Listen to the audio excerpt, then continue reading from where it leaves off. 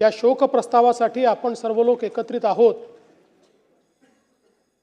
कधीच कल्पना केली नव्हती की अशा प्रकारचा शोक प्रस्ताव हा आपल्याला या ठिकाणी त्याच्यावर व्यक्त व्हावं लागेल। खरं म्हणजे सहज बाजूला नजर गेली तर नेहमीच खुर्चीत दादा असायचे आणि सभागृहामध्ये तर सुरुवातीपासून तर रात्री उशिरापर्यंत कितीही काळ सभागृह चाललं तरी आपल्या जागी बसलेले दादा हे आपल्याला या ठिकाणी पाहायला मिळायचे। आज दुर्दैवाने ते आपल्यामध्ये नाहीत, याची निश्चितपणे खंत आहे। खरं तर यावर्षी दादांनी 12वा अर्थसंकल्प मांडला असता, पुढच्या वर्षी 13वा अर्थसंकल्प मांडून बॅरिस्टर शेषरावजी वानखेडे यांचा जो विक्रम आहे त्याची बरोबरी केली असती आणि कदाचित पुढच्या काळामध्ये महाराष्ट्राच्या इतिहासात सर्वाधिक अर्थसंकल्प मांडणारे अर्थमंत्री म्हणून दादांचं या ठिकाणी कार्य राहिलं असतं। पण अचानकपणे दादा आपल्यातनं निघून गेले आणि यावेळी हा अर्थसंकल्प मांडण्याची जबाबदारी या ठिकाणी माझ्यावर आली। खरं म्हणजे अर्थसंकल्पाच्या संदर्भात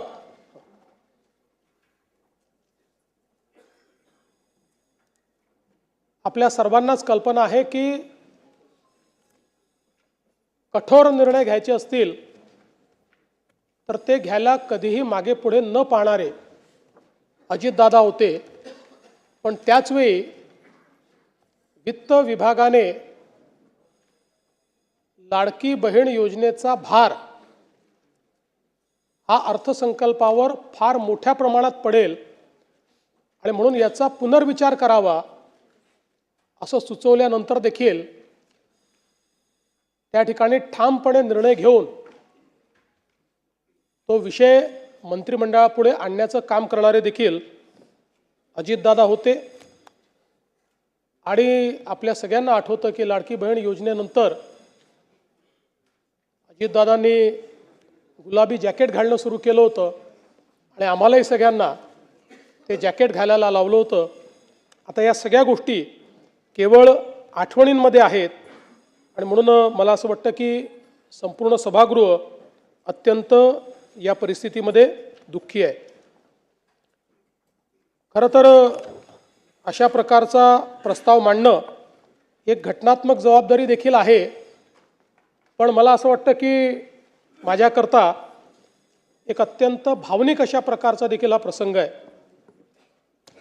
महाकवी भास यांचं एक नाटक आहे स्वप्न वासवदत्त, आपल्याला माहिती आहे त्यातला एक संस्कृत श्लोक आहे, काष्ट गतो ही पावका काय दहती मित्र शोकस्तु हृदयमस्तीच दहती। याचा अर्थ असा आहे की लाकूड जळते तेव्हा तो अग्नी केवळ शरीर जाळतो, पण मित्रशोक हा हृदय आणि अस्थिलाही अर्थात आपल्या अंतस्थ आत्म्यालाही जाळतो। अजितदादांसारख्या एका सच्च्या मित्राचा सहप्रवासाचा असा मृत्यू होणं ही खरं म्हणजे केवळ राजकीय हानी नाही तर आपल्या सर्वांच्याच अंतःकरणाला प्रचंड वेदना देणारी अशा प्रकारची बाब आहे। आपण असं म्हणतो की काही गोष्टींवर काळ केवळ हे औषध असतं, पण तरी देखील कितीही काळ गेला तरी काही वेदना या मात्र कमी होत नाहीत। अशा प्रकारची निश्चितपणे ही एक वेदना असणार आहे। आपण अनेक वेळा राजकीय नेत्यांच्या निधनानंतर पोकळी निर्माण झाली अशा प्रकारचं वक्तव्य करतो। खरं म्हणजे ज्यावेळी एखादा ज्येष्ठ नेता आपल्यातनं ते निघून जातात, अनेक वर्ष त्यांनी काम केलेलं असतं, त्यावेळी त्यांच्या निधनाने त्यांची कमतरता जाणवते, ती पोकळी नसते।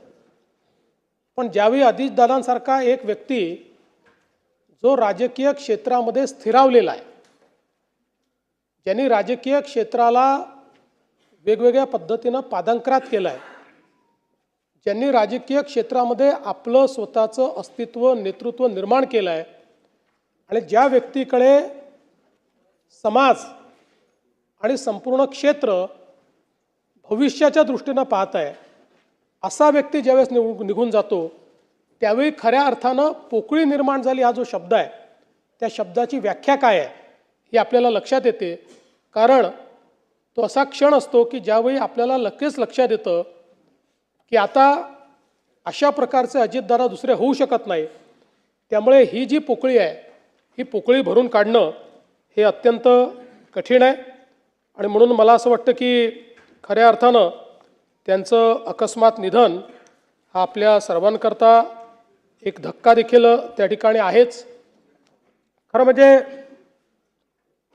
मंत्रिमंडळाच्या बैठकांमध्ये, जनतेमध्ये जात असताना, प्रसार माध्यमांमध्ये, जाहीर कार्यक्रमांमध्ये, अधिवेशन चालू झाल्यानंतर अजितदादांचं अस्तित्व हे सगळीकडे ठळकपणे जाणवायचं.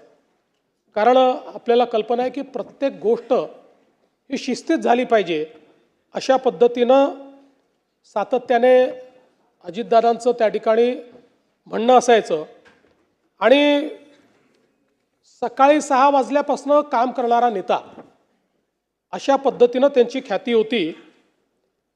कार्यमग्नता जीवन व्हावे, मृत्यू हीच विश्रांती हे काव्यवचन खरं म्हणजे अजितदादांच्या जीवनाकडे आपण बघितलं तर आपल्याला ते सत्य वाटतं. कारण अखंड जीवनामध्ये कार्यमग्न असलेले अजितदादा, प्रत्येक क्षणाचा नीट उपयोग करणारे अजितदादा, कुठलीही गोष्ट नियोजन केल्याशिवाय न करणारे अजितदादा, या सगळ्या गोष्टी मला असं वाटतं की राजकारणामध्ये खूप विरळ आपल्याला पाहायला मिळतात.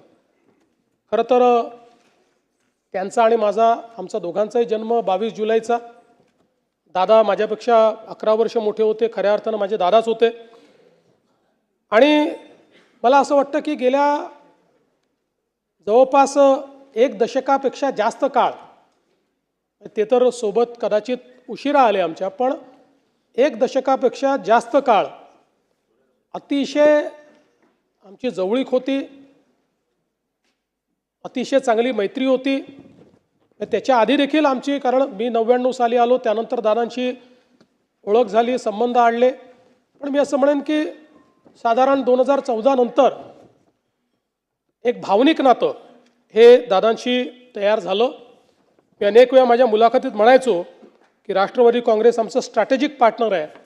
पण त्याचवेळी माझ्या मनात मात्र मला हे पक्कं माहिती होतं की अजितदादा हे काही स्ट्रॅटेजिक पार्टनर नाही आहेत, तर अंतःकरणातनं आपल्यावर प्रेम करणारा अशा प्रकारचा आपला मित्र म्हणून खरं म्हणजे अजितदादांकडे मी बघितलं आणि त्यांनीही माझ्याकडे त्याच पद्धतीनं बघितलं. आणि जीवनभर मला असं वाटतं की आमचं ते नातं त्यांच्या अंतिम दिवसापर्यंत कायम होतं. मला आजही आठवतं की 27 जानेवारी 2026ला मंत्रिमंडळाची बैठक झाली, त्यानंतर पायाभूत सुविधांची बैठक झाली. त्याही बैठकीमध्ये अजितदादांनी आपल्या